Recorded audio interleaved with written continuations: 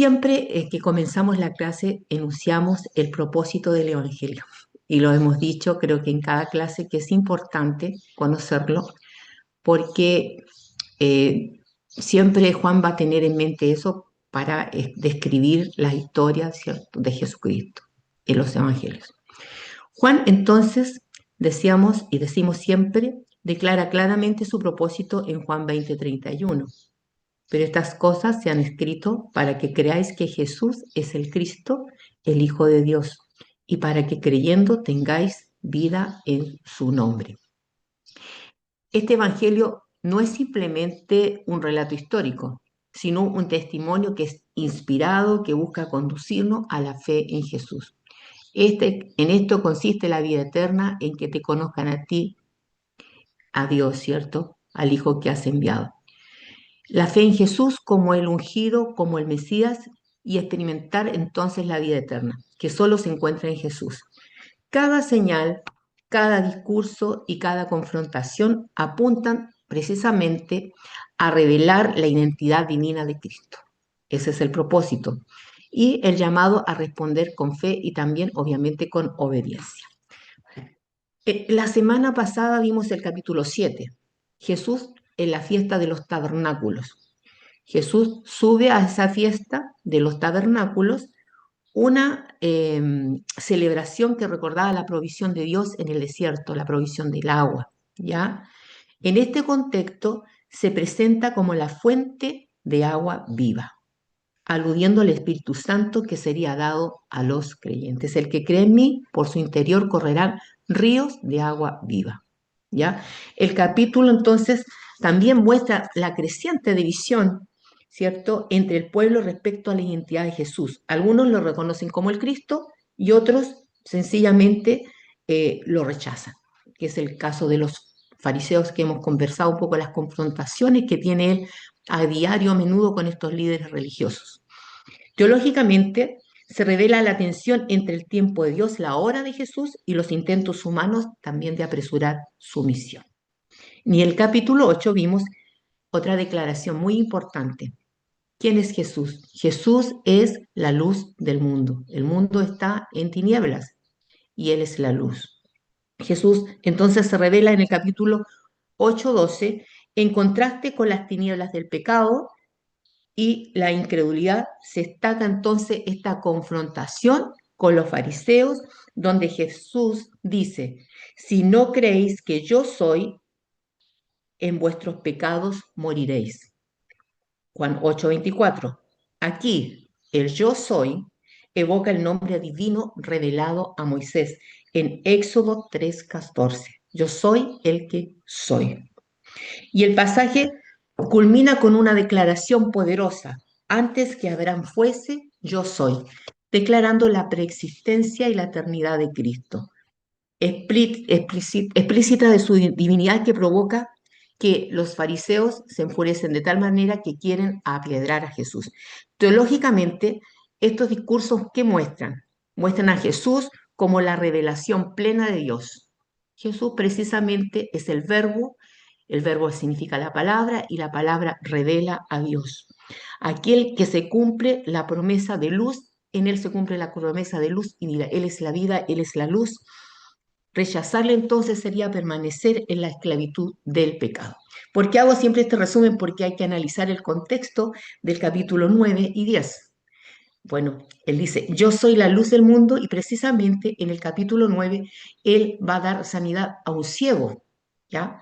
Demostrando el ciego, ¿cierto? No ve, obviamente, y hay una sanidad, pero aparte de su sanidad física, también hay una sanidad espiritual, porque él reconoce a Jesús, él cree en él. En cambio, los fariseos que tienen vista están más ciegos porque no reconocen a Jesús. Entonces, está la declaración del capítulo 8, yo soy la luz del mundo, y en el capítulo 9 lo demuestra, que Él es la luz, en dos áreas espirituales y también físicas. Entonces, el capítulo 9, Jesús sana un ciego de nacimiento, una señal que confirma que Él es la luz del mundo. El milagro genera un testimonio poderoso porque era conocido La gente lo veía, decía, este no es el ciego, ¿qué pasó? ¿Será él? ¿Ya? Entonces, los milagros, ¿cierto?, demuestran que el Jesús es Dios y es divino, y además son las campanas que traen mucha gente a la fe. El milagro genera un testimonio entonces poderoso y una confrontación con los fariseos nuevamente, quienes permanecen en la ceguera espiritual, los fariseos. A lo suyo vino y los suyos no le reconocieron, a pesar de todas las señales que ellos vieron con sus propios ojos, las que hacía Jesús. Y en el capítulo 10, Jesús se presenta como el buen pastor. Otra declaración, yo soy el buen pastor y el buen pastor da su vida por las ovejas. Aquí contrasta entonces en el capítulo 10 su cuidado sacrificial con los falsos pastores, ¿cierto? Revelando la intimidad de la relación entre él y sus discípulos. Él declara ahí, los falsos pastores no cuidan sus ovejas, son ladrones y salteadores. Ahí vamos a conversar un poco sobre eso. Además reafirma su divinidad a decir, yo y el Padre uno somos. Juan 10:30, que es lo que enfurece que él se declare así, que se declare Dios. Estos dos capítulos entonces forman una unidad teológica. Jesús es la luz que abre los ojos y el pastor que da vida abundante y eterna. Ahí tenemos la conexión en esos dos capítulos. Jesús es la luz que abre los ojos y en el capítulo 10 es el pastor que da vida abundante y una vida eterna. Vamos entonces al capítulo 9. El contexto histórico-cultural. Jesús está en Jerusalén, luego de la fiesta de los tabernáculos, que lo vimos en los capítulos 7 y 8. En este contexto, se había presentado como la luz del mundo 8:12. Esa es una declaración importante.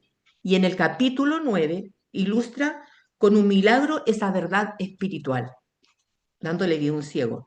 El que vive en tinieblas recibe la luz. Se fija, yo analizo esto y siempre hay un elemento físico concreto para representar una verdad espiritual. Por ejemplo, cuando pasó con el agua, estaba la fiesta que celebraba la provisión sobrenatural del pueblo de Dios en el desierto. Y ahora va a decir, ¿cierto? Dijo, yo soy la luz y lo va a demostrar ahora en el capítulo 9, dándole vista al ciego, tanto física como también vida a él, espiritual. Entonces, la ceguera era vista en esa época de Jesús culturalmente como un castigo divino por el pecado. Por eso le preguntan, ¿quién habrá pecado? ¿Él o sus padres? Ese era el concepto que ellos manejaban. Eso está en Éxodo 25 y Lamentaciones 5:7. Por eso la pregunta de los discípulos en el capítulo 9:2 refleja la mentalidad judía de la época. Sufrimiento, consecuencia directa del pecado. Eso se pensaba. En tiempos de Jesús seguía entonces vigente entre los judíos la teología retributiva o justicia retributiva, es decir, la creencia que de toda enfermedad, sufrimiento o desgracia era resultado directo del pecado personal o de los padres. Sus padres pecaron o pecó él, por eso está ciego, lo que no es así. Eso lo vemos también en Job, la justicia retributiva. Job era un hombre temeroso de Dios, se había apartado del mal, él defiende su integridad, él no había pecado y tampoco había sido que Dios lo quería castigar o disciplinar, sino que fue una prueba, ¿no? Entonces, ¿qué le dijeron los amigos? Confiesa tu pecado. Y esos fueron los tres amigos que estuvieron ahí hablándole, es decir, Job pecó, por eso está así. Entonces, está ese concepto de esa teología retributiva, entonces ellos dicen, si él es ciego porque o pecó él o pecaron sus padres, por eso está así, ¿ya? Entonces, eh, respuesta de Jesús, Juan 9:13. Jesús rompe con esa mentalidad que recién les conversé, ¿ya? No es que pecó este, dice Jesús, ni sus padres, sino para que las obras de Dios se manifiesten en él. Esa sanidad iba a dar la gloria a Dios, el poder de Dios, para que las obras de Dios se manifiesten en él. Él enseña entonces que la relación sufrimiento y pecado no es automática ni mecánica, ¿ya? No era así, ¿ya? No toda enfermedad es consecuencia de un pecado, ¿ya? El cuerpo se enferma, no es que las personas pequen y por eso están así, no, sino que el sufrimiento puede tener otros propósitos en el plan de Dios. Podrían ser mostrar su gloria, llevar a la fe, la gente ve el milagro y obviamente eso despierta fe, ¿ya? Manifestar entonces la obra de Cristo. Si la justicia retributiva está vigente culturalmente y religiosamente en tiempo de Jesús. Jesús no la valida como una regla universal, Él revela una perspectiva mucho más profunda. El sufrimiento puede ser redimido para mostrar que la gloria de Dios, demostrar la gloria de Dios y conducir a la fe a las personas. El milagro es una señal, semillón, que apunta a la identidad de Jesús.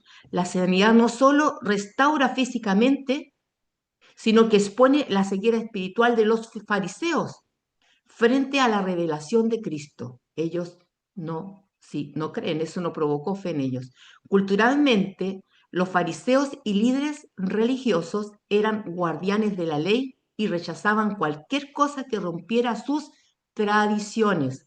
El hecho de que Jesús sanara en sábado, Juan 9:14, genera la confrontación central. Es decir, ¿cuál era su problemática? Bueno, lo había hecho en día de reposo, ¿ya?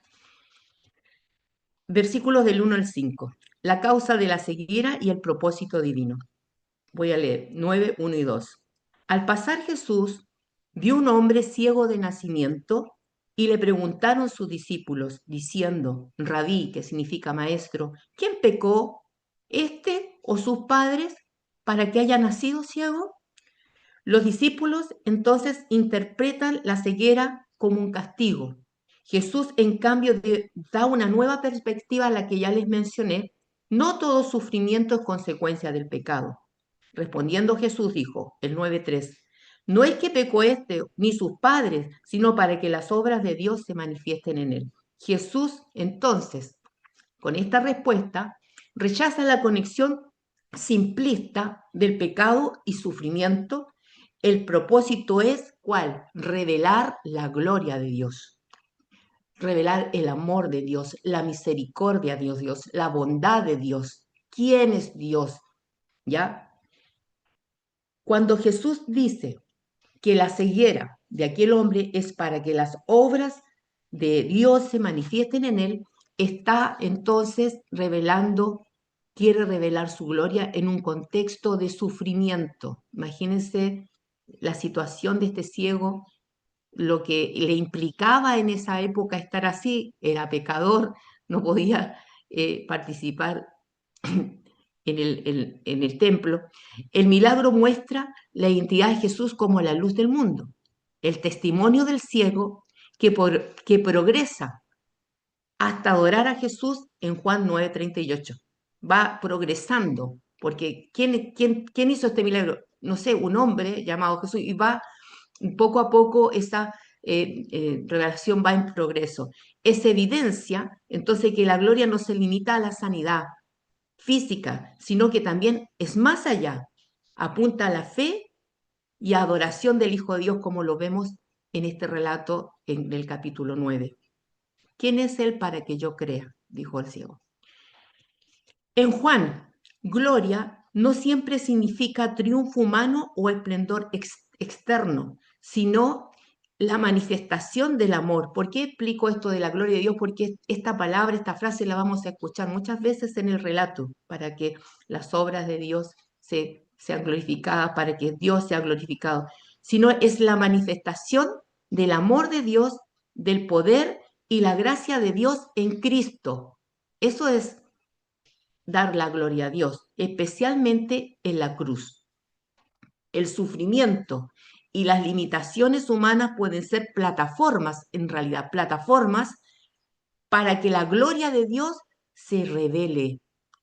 Ver la gloria de Cristo es lo que despierta entonces la fe verdadera en los discípulos.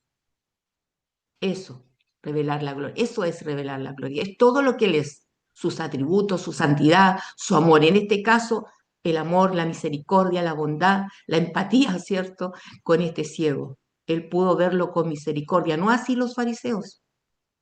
No, era discriminado, de hecho, por ser así. Entonces mi pregunta es cómo nosotros también podemos dar la gloria a Dios reflejando su imagen, su carácter, la paciencia de Cristo, el amor de Cristo, la bondad de Cristo en usted.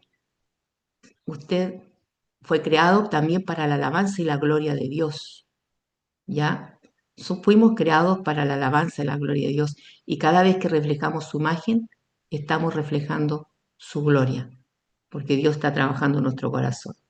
Así como Jesucristo glorifica al Padre, nosotros tenemos que glorificar a Cristo también, teniendo que la gente pueda ver ese cambio en nosotros. Nosotros reflejamos la luz de Cristo, así como la luna no tiene luz propia, refleja la luz del sol, nosotros no tenemos luz propia, nosotros tenemos la luz de Cristo, ya no estamos en tinieblas. El ciego de nacimiento, la gloria en el sufrimiento. Juan 9:3 dice, Él está así porque para que las obras de Dios se manifiesten en Él. La gloria se muestra entonces como ahí, en la sanidad física y en la fe que llevó a este ciego a adorarle. De esta manera, la sanidad del ciego de nacimiento no es un episodio aislado, tiene conexión con el capítulo 8, por eso lo leo siempre, el contexto de esto, sino parte del hilo conductor de la gloria en todo el Evangelio de Juan. Se va manifestando la gloria de Dios en todo el Evangelio, es como el hilo conductor. Cuando Jesús dio vista al ciego de nacimiento, estaba entonces manifestando la gloria de Dios y eso incluye varios aspectos de su carácter. El amor.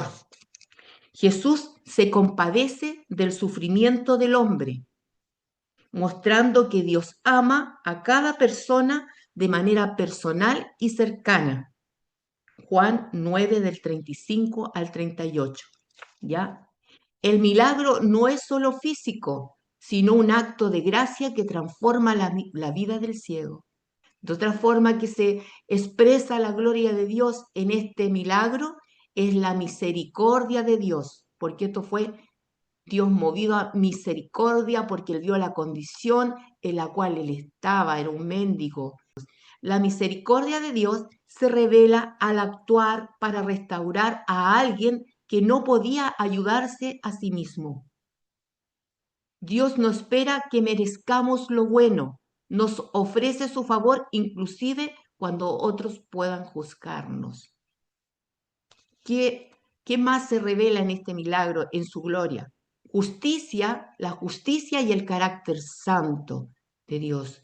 El hacer el milagro en obediencia al plan del Padre, Jesús demuestra que la gloria de Dios se manifiesta con justicia y propósito. Juan 9:3.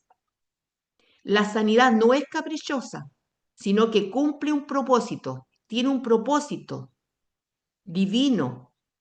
¿Cuál es? Revelar a Cristo como el enviado, la luz del mundo, para que sea revelado. Revelación de la verdad, otro aspecto. Jesús muestra que la ceguera no era un castigo retributivo, no es que él haya pecado, lo deja claro, sino una oportunidad, dice, para que las obras de Dios se manifiesten en él. 9:3, revelación de la verdad. En conjunto, el milagro refleja la gloria de Dios porque hace visible el amor de Dios. ¿Entienden? Yo quiero que les quede muy claro este concepto que revelar la gloria de Dios, ¿ya? Y preguntas que uno puede hacerse. Entonces, la gloria de Dios porque hace visible, en este milagro Jesús hace visible el amor de Dios. ¿Se acuerda el paralítico en el estanque de Bethesda? Siempre va a los parias, a la gente vulnerable, a la gente que nadie mira. Va al gadareno que vivía en tumbas, qué sé yo, que se rasgaba, que habían demonios. Él va allá, va a la mujer samaritana. al leproso, él va al perdido, a los pecadores, él se junta con publicanos, nadie se juntaría con un publicano en esa época, ¿ya? Pecadores, come con ellos, comparte con ellos, está con ellos. Eso revela su gloria, el amor de Dios, la misericordia de Dios, la justicia, la sabiduría y el poder de Dios. Él ve a lo que esa sociedad no veía y permite que el hombre responda con fe y adoración, Juan 9:38.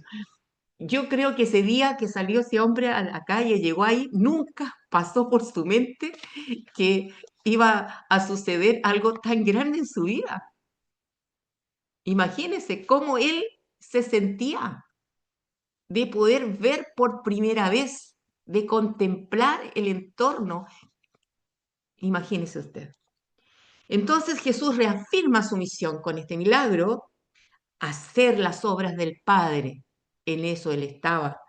El contraste entre día y noche simboliza el tiempo de su ministerio terrenal. Luz del mundo conecta con el capítulo 8 y 12 anterior, la conexión. Lo que proclamó ahora, cuando dijo, yo soy la luz del mundo, ahora en el capítulo 9 lo demuestra con este ciego. Versículos 6 y 12, del 6 al 12 del 9. 6, 7 voy a leer.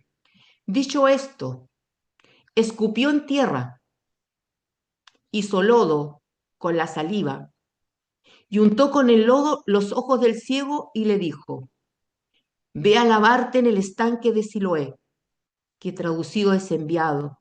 Fue entonces y se lavó y regresó viendo. No significa que nosotros vamos a hacer eso hoy día. Eso fue ese momento y tiene un motivo. Pondremos las manos en los enfermos en el nombre de Jesús, los enfermos sanarán, ¿no? El método lodo más saliva recuerda la creación en Génesis 2:7, donde Dios formó al hombre del polvo. Jesús recrea lo que faltaba en este hombre. El estanque de Siloé significa enviado, símbolo mesiánico. Juan destaca que el ciego recobró la vista por obedecer al enviado del Padre, porque él tenía que ir a lavarse, ¿no? Y eso requería fe. Para despertar la fe de ese ciego. Algunos autores como Job y otros comentadores señalan que el uso de barro, saliva y lodo por Jesús en Juan 9:6-7 tenía un propósito pedagógico, aumentar la fe del ciego. Yo de todas las posturas yo apoyo más esta, aumentar la fe del ciego, hacerlo partícipe activamente de su propia sanidad, porque cuando fue untado, ¿cierto?, sus ojos con lodo, como acá lo explica el Evangelio, había que tener fe para ir a lavarse. Y él si lo hizo con fe. Se lavó y la fe que provocó la sanidad. Y enseñarle que debía de obedecer. ¿Por qué Jesús lo hizo así? Participación activa del ciego. Entonces, el ciego no solo recibe un milagro pasivamente, debía ir al estanque y lavarse. Esto simboliza que la fe requiere obediencia y acción, no solo esperar pasivamente. ¿Qué pasó con la mujer del flujo de sangre? Ella fue y tocó el manto. Y muchos apretaban a Jesús. Entonces parecía ridículo, disculpe esa palabra, de que él dijera, ¿quién me tocó? Si todos lo apretaban en ese momento. Yo sé que alguien me tocó, pero esa mujer tocó con fe porque virtud salió de mí. Esa mujer sufría, lo había gastado todo en médico, 12 años me parece que ella estuvo, se había empobrecido por la situación de su enfermedad, pero ella tuvo fe, creyó y sanó. Igual él fue, obedeció a lo que Dios le decía, que se lavara sus ojos, ¿ya? Y recobró la vista. Como vimos, el barro recuerda entonces la creación del hombre. Jesús estaba mostrando en esta acción que Él puede restaurar lo que está incompleto, pero también que la restauración requiere cooperación humana, manifestación de su gloria. Al usar un método visible y concreto, la obra de Dios se hace más evidente para los testigos, aumentando la fe para aquellos que estaban observando. ¿Por qué no debemos de usar Hoy estos elementos, hay gente que lo ha hecho. Pedro caminó por el mar, no lo intente usted, porque se debe ahogar. Eso fue un momento para ese tiempo. Usted no lo haga, ni menos haga esto. Jesús actuaba como Mesías en la carne, realizando señales que apuntaban entonces a su identidad divina. Él podía usar métodos físicos porque su presencia misma era la revelación directa de Dios. La fe hoy se ejerce de manera diferente. La Biblia nos llama a confiar sin ver y la sanidad espiritual o física se recibe por oración y fe en Cristo, no por elementos materiales. Lo enseñó Jesús antes de ascender. Pondremos las manos en los enfermos y los enfermos sanarán, pero es en el nombre de Jesús, ¿cierto? No hay mandato ni ejemplo que utilicemos barro o tengan poder en sí mismos. Evitar caer en la superstición, usar barro, saliva, objetos creyendo que tienen poder, que pueden llegar a prácticas entonces supersticiosas. Entonces, Jesús utilizó estos elementos físicos para enseñar y aumentar la fe del ciego, no porque el barro tuviera poder. Hoy debemos enfocarnos entonces en Cristo y su palabra, ejercitando la fe con oración, obediencia y confianza en su poder y voluntad sin depender de elementos ni rituales. Juan 9:8-9. Aquí vemos, la gente se sorprende. Algunos dudan que sea el mismo, ¿ya? La transformación es tan radical que genera incredulidad. Juan 9:10-12. Ante la pregunta al ciego, ¿cómo te fueron abiertos los ojos? Porque estaban sorprendidos. El hombre señala a Jesús. Aquel hombre que se llama Jesús hizo lodo, y les comenta. Y aquí empieza, en este minuto, su testimonio que es progresivo. Aquí dice, aquel hombre. Primero ve a Jesús como un hombre. Versículos 13 y 14. La confrontación con los fariseos. Juan 9, 13, 14. Llevaron ante los fariseos al que había sido ciego. Y era sábado cuando Jesús había hecho el lodo. Eso era un trabajo, ¿ya? Y le había abierto los ojos. Entonces, la sanidad en sábado provoca el conflicto. ¿Dónde está la misericordia? ¿No era más importante que el ciego sanara? ¿Qué importaba? Que para ello era importante. Jesús rompe con la tradición humana que besaba más que la misericordia de Dios. Los fariseos, quiero explicar esto de las tradiciones, porque siempre dice el Señor Jesús, decía, ustedes han invalidado la ley por sus tradiciones, ¿no? Él criticaba las tradiciones, no la ley. Los fariseos añadían tradiciones y normas prácticas que complicaban la observancia de la ley, añadían la observancia de la ley ceremonial, en este caso, lo que más criticaba Jesús. Jesús cumple la ley moral y ceremonial, pero rechaza la interpretación legalista que invalida el espíritu de la ley, que es vida, misericordia y amor. La sanidad del ciego es un ejemplo claro de cómo Dios puede redefinir la aplicación de la ley para manifestar su gloria y su misericordia. En el día de reposo, por ejemplo, eso que ya haya hecho ese barrito ya es trabajo. No recoger espigas, no caminar no sé cuánto. Le agregaron muchas cosas. A eso va la crítica del Señor. El 9, 15, 17. El hombre da testimonio, repite el hecho y afirma. Es profeta. Su entendimiento progresa de un hombre a profeta. El 9, el 18, el 23. Los fariseos interrogan a los papás, a los padres, quienes con miedo no confiesan abiertamente porque estaba prohibido. Si ellos declaraban que era el Mesías, los iban a expulsar de la sinagoga. El miedo a la expulsión de la sinagoga muestra el costo social que era en ese tiempo confesar a Jesús como Mesías. El hombre declara con valentía, el ciego, en el 9, 24, 25, porque los padres dijeron, pregúntele a él es grande, él puede contestarles, no a nosotros, a los papás, ellos tuvieron miedo. Entonces el hombre dice, con valentía, una cosa sé, que antes yo era ciego y ahora veo. Este testimonio sencillo y poderoso contrasta con la incredulidad de los religiosos. La confrontación sube de tono. Los fariseos lo insultan, pero el ex ciego responde con lógica. Jamás se ha oído decir que alguno abriese los ojos a uno que nació ciego. Si este no viniera de Dios, nada podría hacer. Eso fue peor para que lo escucharan los fariseos, ¿cierto? Les molestó. Lo expulsaron. Su fe lo lleva al rechazo de los hombres, pero se acerca a Cristo. La revelación de Jesús, versículos 35 al 41. Dice, Jesús lo busca al que había sido expulsado del ciego y le dice, aquí está la maravilla de todo. ¿Ve usted la progresión? Primero dice, ese es su nombre, él es un profeta, ¿cierto? Y ahora, ¿qué está diciendo? Jesús le pregunta y le dice, ¿crees tú en el Hijo de Dios? El hombre humilde responde, ¿quién es Señor para que crea en él? Jesús revela, pues le has visto y es el que habla contigo, él es. Y él dijo, creo, Señor, y le adoró. Jesús acepta adoración porque Él es Dios, ¿cierto? Es un Dios en tres personas. Entonces, el hecho que le adoró, Él lo consideró, ¿cierto? Así. Y le dijo, creo, Señor, y le adoró. Aquí alcanza la plenitud de la fe. ¿Se fija? El capítulo 8 decíamos, yo soy la luz del mundo. El capítulo 9 demuestra que es la luz del mundo. Aquí tenemos un ciego físicamente, pero que ahora está abriendo sus ojos a Dios. Aquí alcanza la plenitud de fe de este hombre. Profeta, Señor, ahora es objeto de adoración. Solo Dios merece adoración. El hombre reconoce, este ciego, la divinidad de Jesús.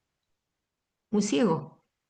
Y los líderes religiosos tenían vista, pero estaban absolutamente ciegos y en oscuridad, como lo señala el capítulo 8 cuando hablamos, cuando él tiene esa confrontación, cuando ellos dicen, nosotros somos hijos de Abraham. Y Jesús le dice, si ustedes fueran hijos de Abraham, las obras de Abraham harían, mas yo digo son hijos del diablo. Esas fueron palabras de Jesús. Jesús concluye en el capítulo 9 del 39-41, en esa sección, para juicio he venido yo a este mundo, para que los que no ven, vean, para los que no ven y los que ven, sean cegados. La presencia de Jesús entonces divide a la humanidad entre los que reciben la luz y los que la están rechazando, a los que ellos se creen sabios, pero ellos rechazan al Mesías. En esa está la división. Los fariseos preguntan, ¿acaso nosotros también somos ciegos o estamos ciegos? Jesús responde, si fuerais ciegos, no tendrían pecado, mas ahora, porque dicen, vemos, vuestro pecado permanece. La verdadera ceguera no es física, en este caso, sino espiritual. La arrogancia les impide ver a Cristo. La arrogancia. Conclusión entonces del capítulo 9. Jesús es la luz del mundo que abre los ojos físicos y espirituales. En este caso, con el milagro que estamos viendo y que vamos aprendiendo. La ceguera física fue ocasión para manifestar la gloria de Dios. Ya dijimos lo que es la gloria de Dios. Manifestó la bondad de Dios, la misericordia de Dios, la justicia de Dios. Todo eso pudimos ver en ese maravilloso milagro. La fe progresa a través de la experiencia con Cristo, del reconocimiento humano cuando dice el ciego, él es su nombre, él es un profeta, él es el Señor, hasta llegar a la adoración divina. Los que se creen autosuficientes permanecen ciegos. Los humildes reciben la vista espiritual. Gloria a Dios por eso. El hecho de que el hombre fuera ciego de nacimiento tenía implicaciones muy serias en ese contexto religioso y social de Israel, como se los mencioné. Mire la condición que estaba el ciego. Impedimento para ir al templo. Para entrar al templo y participar en los sacrificios o festividades, los judíos debían cumplir ciertos requisitos, pureza física y ceremonial. La ceguera, al ser una deficiencia física desde el nacimiento, se consideraba un defecto que podía impedir el acceso a ciertos oficios sacerdotales o roles religiosos.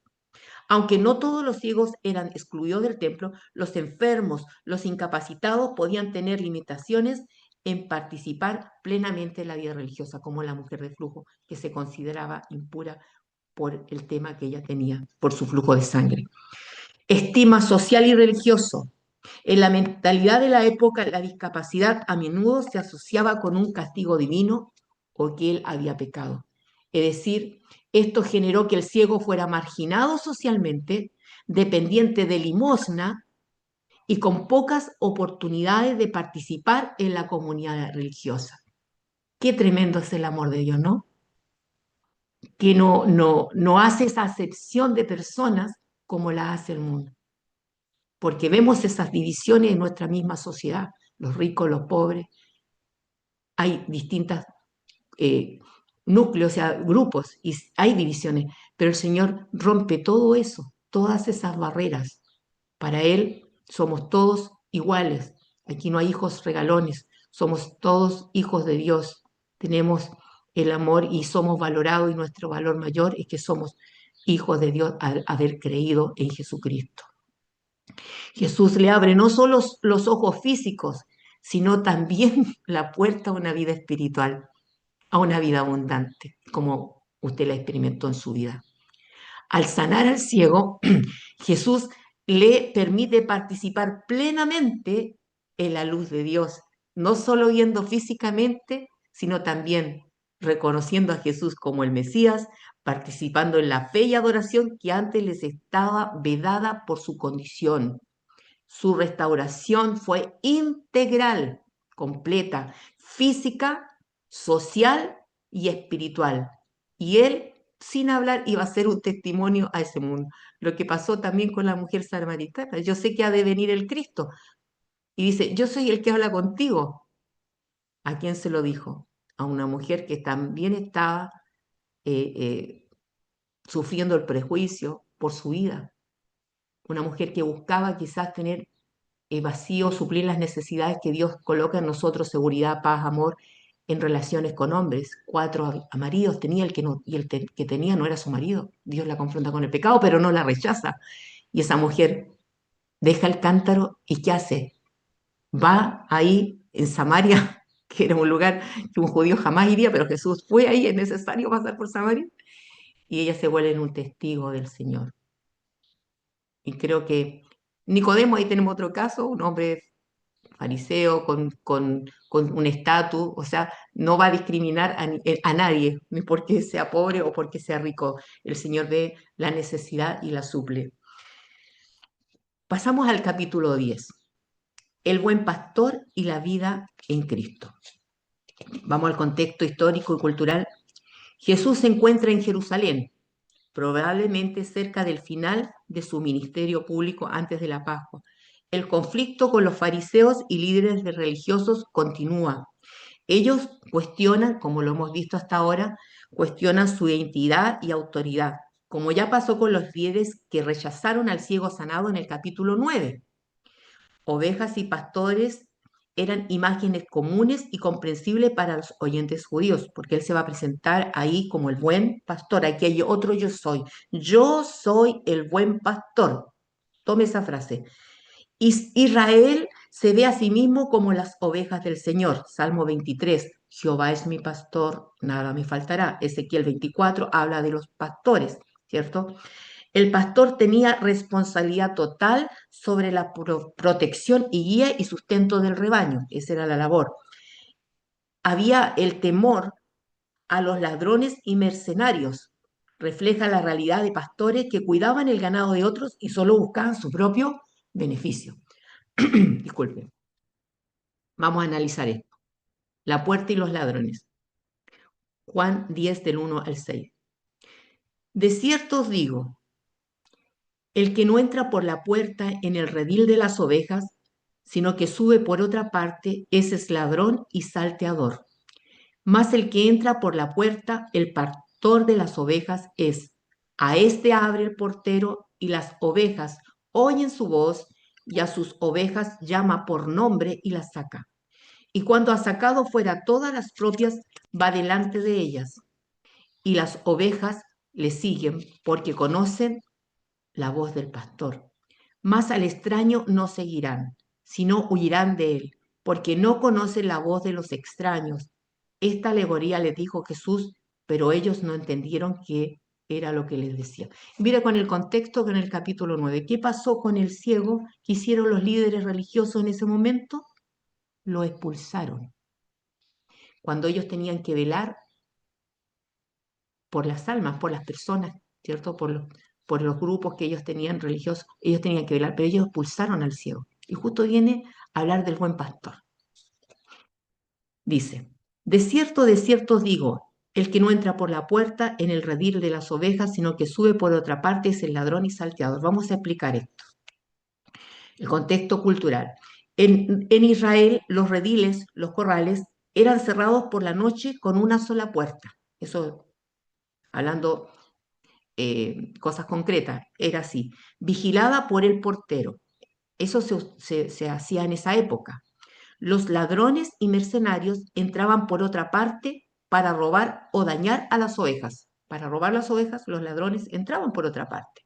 Siempre el Señor utiliza algo natural para explicar algo espiritual, ¿ya? Pero analicemos lo natural para entender lo espiritual también nosotros, ¿ok? Interpretación teológica. Jesús enseña que no todos los que pretenden guiar al pueblo de Dios son legítimos.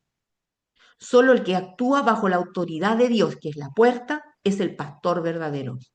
Debemos discernir entre los líderes auténticos y falsos maestros. No cualquier voz que se presenta como espiritual debe ser seguida.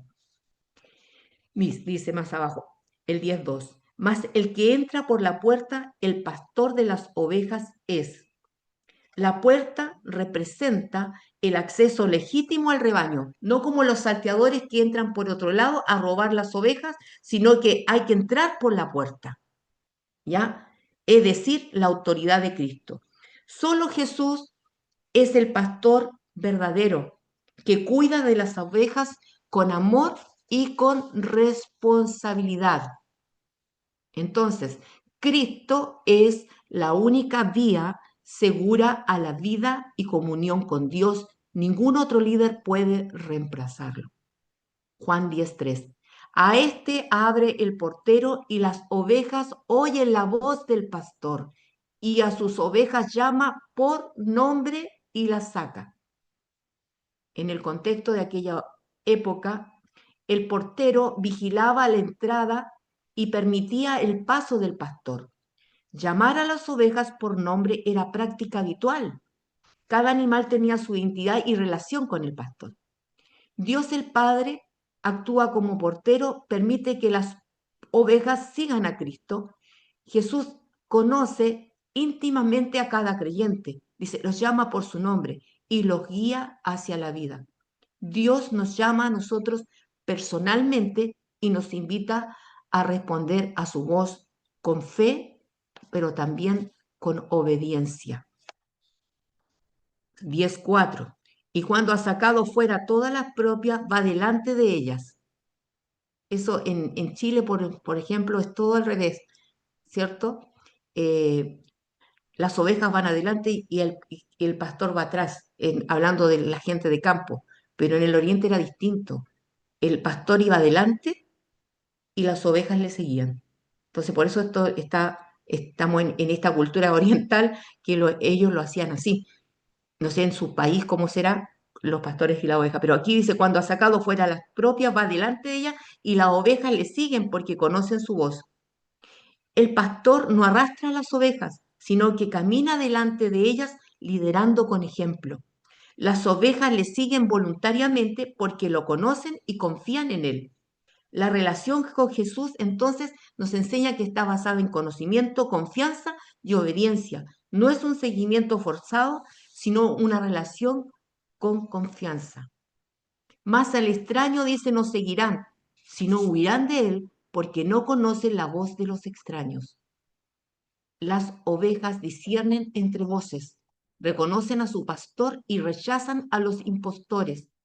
Significa que los creyentes reconocen la autoridad legítima de Cristo y no deben seguir enseñanzas falsas. Es importante, entonces, escuchar, estudiar la palabra y discernir para no ser engañados por falsos maestros. En este caso, los salteadores eran los fariseos, que en vez de pastorear las ovejas, con sus enseñanzas, hacía que las ovejas se extraviaran y estuvieran perdidas. Dice, por ahí hay una parte en el Evangelio que dice, recorren todo, caminan para ser un prosélito, un seguidor, en este caso el judaísmo, y lo hace más hijo del diablo que hijo de Dios. Ustedes que dicen que no han de mentir, mienten, que no han de robar, roban. Esas son palabras de Jesús hacia estas sectas judías, ¿ya?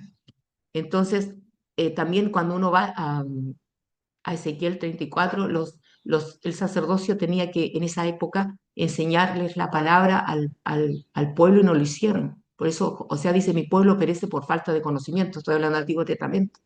Entonces, ellos no lo hicieron. Entonces, las ovejas quedaron eh, dispersas. Y él dice, ahí mismo, yo mismo voy a buscar las ovejas, voy a buscar a la perniquebrada y a la herida, porque se dispersaron, producto de los líderes que debían haber en esa época haber protegido al pueblo, lo extraviaron. Entonces, esta alegoría les dijo Jesús, pero ellos no entendieron qué era lo que les decía. Jesús habla en parábolas y alegorías para revelar la verdad a quienes tienen fe y cerrar la mente de los incrédulos. Juan 9, del 39 al 41. La parábola es una historia terrenal con una enseñanza espiritual. Y aquí está hablando una alegoría, ¿cierto? Donde está hablando de los pastores, de los malos pastores, de los que roban, de los salteadores, como para ejemplificar, ¿cierto? La labor del buen pastor. Por eso dice, yo soy el buen pastor, se declara él, porque el buen pastor da su vida por las ovejas. Y Jesús lo hizo. Él dio su vida por todos nosotros. Entonces, él con toda propiedad puede decir, yo soy el buen pastor. Más aún, se hizo carne, dice, el mismo Juan dice, y vimos su gloria, gloria del unigénito Hijo de Dios, es Dios mismo con nosotros. Dios estuvo en esta tierra. Jesús, como dice Filipenses, dice que él no consideró ser Dios como cosa a que aferrarse, sino que tomó forma de siervo. Y en la condición de siervo, él no fue hacia arriba, él se humilló hasta la muerte de cruz. Y a través de esa humillación dice que el Dios le exaltó. La exaltación de Jesús no fue gratuita, hubo un costo grande, fue la vida de Jesús. Toda la ira de Dios cayó sobre él porque cargaba nuestro pecado. Es decir, cuando Jesús te dice, yo soy el buen pastor, de todas maneras, cuando uno lee el Salmo 23, dice, Jehová es mi pastor, nada me faltará. En lugares de delicados pastos me hará descansar. Junto a aguas de reposo me pastoreará, me guiará por sendas de justicia, por amor de su nombre. Y aunque ande en valle de sombra o de muerte, no temeré mal alguno, porque tú estarás conmigo. Tu vara, que son los elementos del pastor, y tu callado me infundirán aliento. Jesús entonces se presenta como el único acceso al rebaño. Él es la puerta del redil.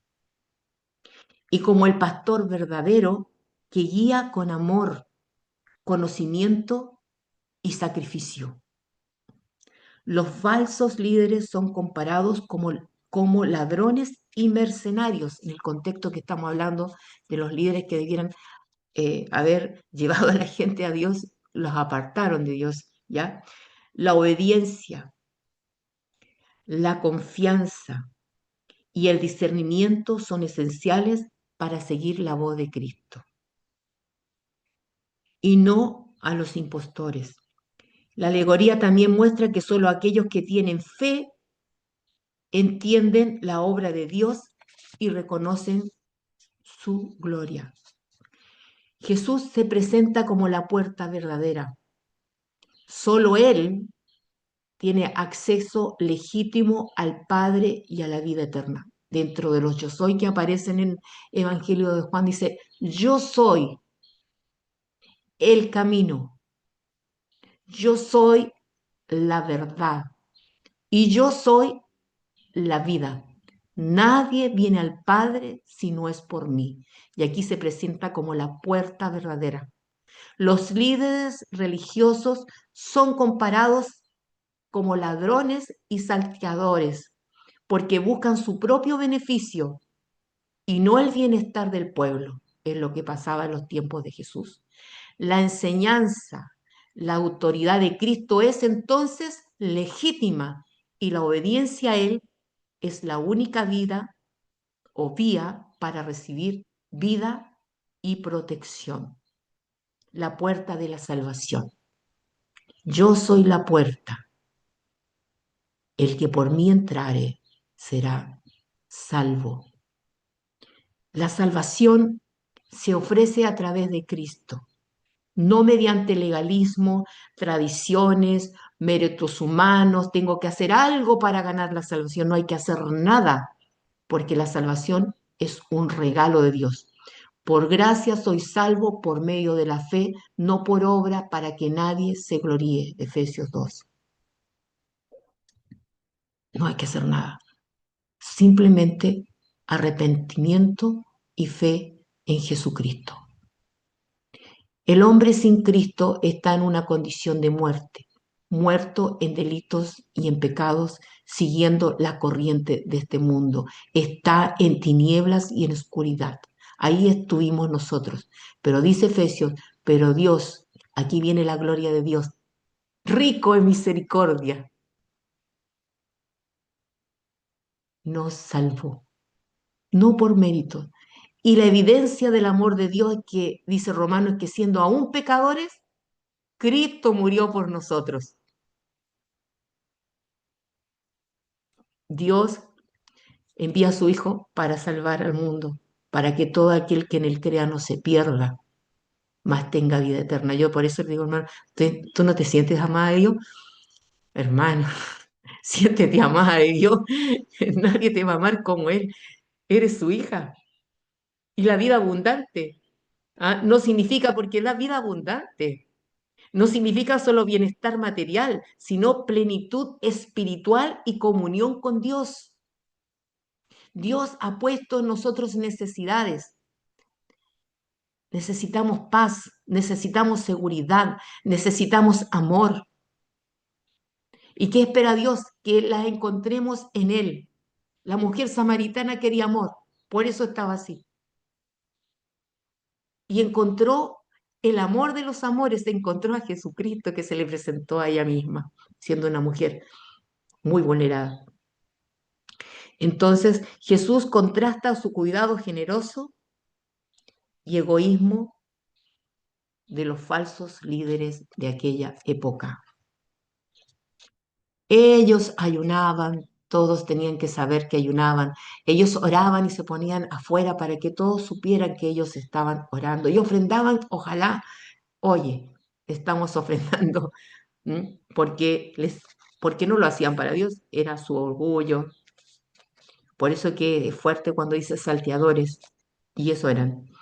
Entonces, el 11:18 dice, yo soy el buen pastor, cierra esto, yo soy el buen pastor. ¿Por qué razón yo doy la vida por las ovejas? Jesús aquí se identifica con el buen pastor, un concepto familiar en la cultura judía. Características del buen pastor. Da su vida por las ovejas, anticipa la cruz.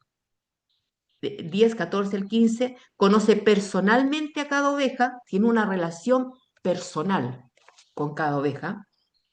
¿Ya? Su cuidado es desinteresado. El pastor mercenario abandona las ovejas ante el peligro. Jesús jamás va a hacer algo así.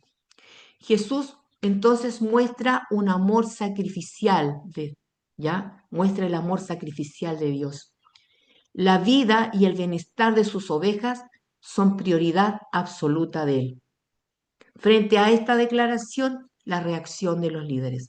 Los judíos se dividen, unos creen, otros rechazan.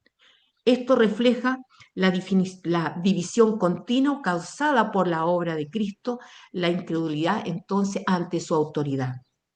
Jesús se declara Hijo de Dios. 10, 22 al 30, 39. Ya pasando ese episodio, durante la fiesta de la dedicatoria, Jesús se identifica aún más claramente como Hijo de Dios, mostrando su unidad con el Padre. Su enseñanza incluye la seguridad de las ovejas que escuchan su voz. Juan 10, 27. Juan 10, 27, lo voy a leer, es un texto muy importante que dice, escuche, mis ovejas oyen mi voz y las conozco y me siguen. Yo les doy vida eterna. Aquí están las características del buen pastor. Y no perecerán jamás, ni nadie las arrebatará de mi mano. Mi Padre que me las dio es mayor que todos y nadie las puede arrebatar de la mano del Padre. Yo y el Padre, uno somos. Eso es lo que le dolía a los fariseos. No hay por dónde perderse, creo, hermanas, en este sentido. Aquí tenemos las características del buen pastor, la vida eterna garantizada por el poder del Padre y la protección de quienes quieran destruir a sus ovejas. El 10, 40 al 42 se retira Jesús a un lugar seguro. Jesús se retira entonces, después de todo esto que estamos conversando, al otro lado del Jordán. Los que escuchan creen en Él, mostrando que la fe depende de escuchar y responder a la voz del buen pastor. Cristo como la puerta y el buen pastor, único mediador entre Dios y los hombres. Estoy concluyendo. Vida abundante, más que existencia física, incluye comunión con Dios, seguridad y paz interior. Nosotros, los hijos de Dios, estamos bendecidos las 24 horas del día, con toda bendición espiritual. Lea usted Efesios y va a entender eso. Están las bendiciones del Padre, del Hijo y el Espíritu Santo en Efesios 1. Dios nos escogió antes de nacer, ¿cierto?, en la eternidad para que fuéramos sus hijas, para que fuéramos rociados con la sangre de Cristo y ser presentados ante el Padre sin mancha. Más aún, habiendo oído y creído en el Evangelio, fuimos sellados con el Espíritu Santo de la promesa.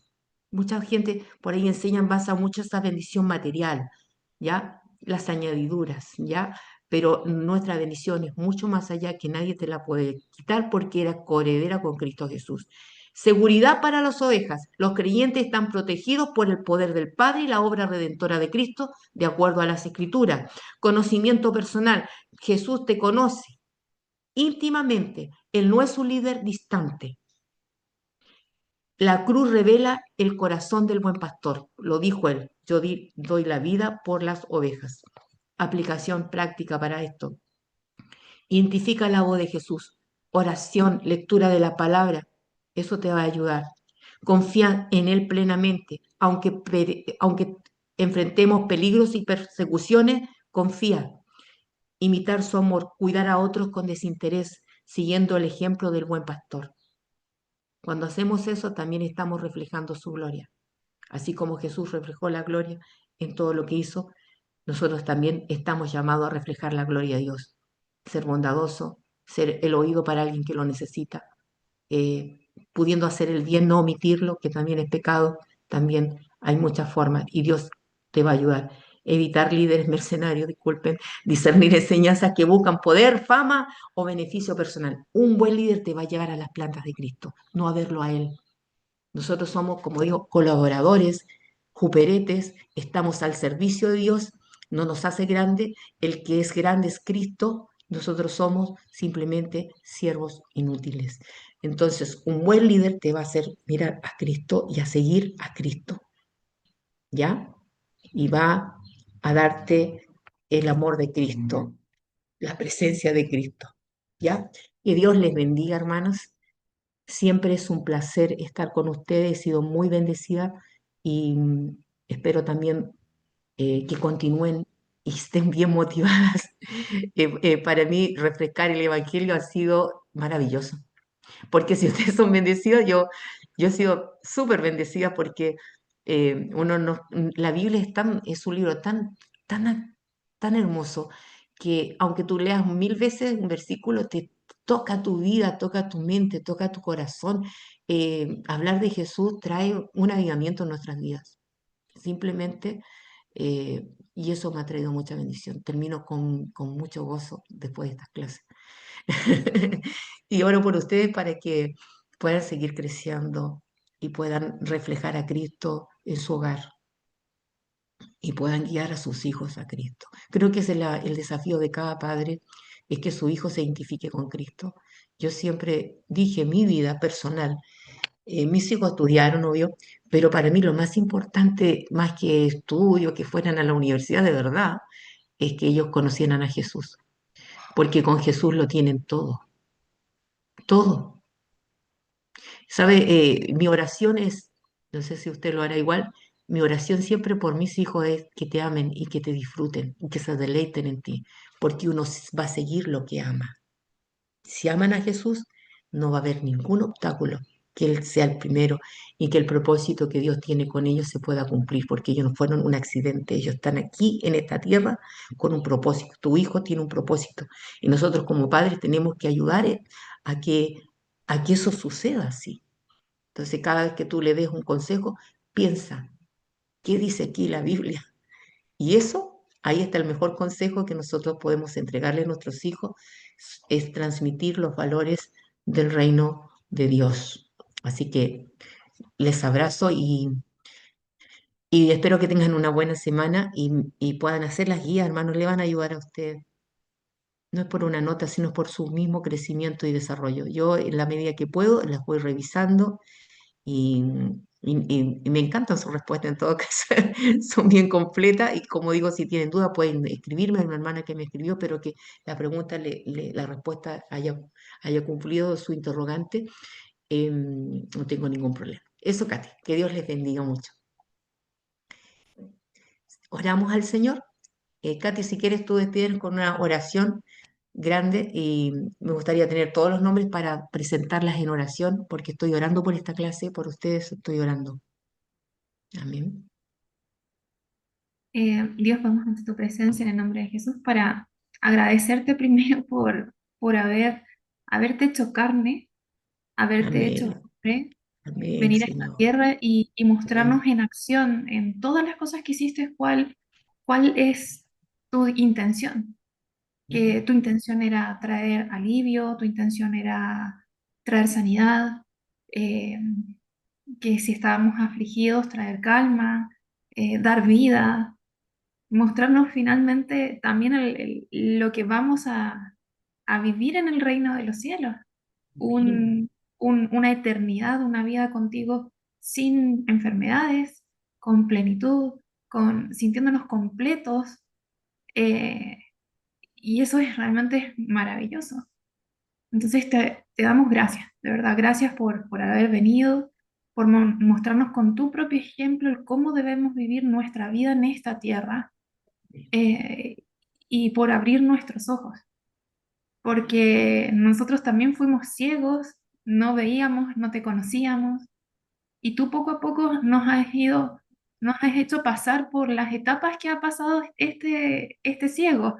Quizá al principio verte Mm. como hombre, no entender quién eres, Sí, de a amén. poco empezar a ver que en realidad hay más que eso, hasta lograr abrir nuestros ojos por completo y ver que eres Dios.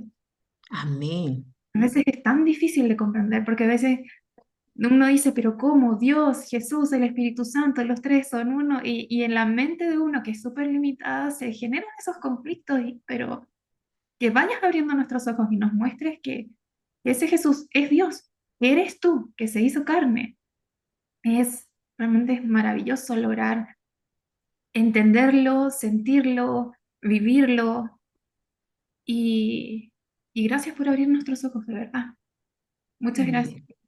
Y te pedimos también y nos disponemos en realidad a que si tú quieres abrir los ojos de otras personas, nos puedas usar, Amén. porque así como nosotros lo necesitábamos, sabemos que otras personas también lo necesitan.